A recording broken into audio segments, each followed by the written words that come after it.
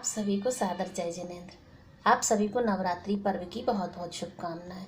हमारी भारतीय संस्कृति में नारी पूजा का एक अहम स्थान है। यहाँ पर नारी को देवी के रूप में पूजा जाता है, किंतु इस पुरुष प्रधान समाज में क्या ऐसा हो रहा है? नारी की दशा घर के अंदर और बाहर बहुत ही शोचनीय है। वैसे तो कहा गया है कि यत्र नार्यस्तु पूज्यन्ते तत्र रमन्ते देवता, यानी जहाँ नारी की पूजा होती है वहाँ देवता निवास करती हैं। क्या सचमुच ऐसा ही है? नारी पर अत्याचार उसके भविष्य पर प्रश्न चिन्ह लगा रहे हैं। आज चारों तरफ से ऐसी घटनाएं सुनने को मिल रही हैं तो सुनकर ऐसा लगता है कि नारी जाति का अस्तित्व क्या बरकरार रह पाएगा? अगर आगे बढ़कर अभी भी समय रहते हुए नारी कुछ करे तो शायद स्थिति गंभीर होने से बच सकती है और उसका अस्तित्व बरकरार रह जाएगा, नहीं तो वह पुरुष के हाथों का खिलौना बनकर ही रह जाएगी। सर्वप्रथम घर से ही शुरुआत करनी चाहिए।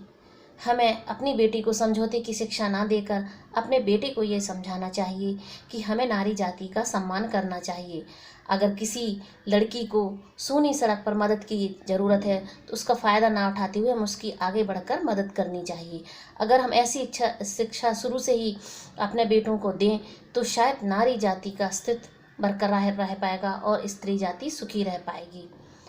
कभी ननद के रूप में तो कभी सास के रूप में स्त्री ही स्त्री पर अत्याचार करती है। अगर ये अत्याचार ना हो तो स्त्री शायद सुखी हो जाए, क्योंकि नारी ही पुरुष को बहकाने का कार्य करती है। कभी दहेज प्रताड़ना के रूप में तो कभी आग में जलाने का कार्य सास ही आगे बढ़कर करती है।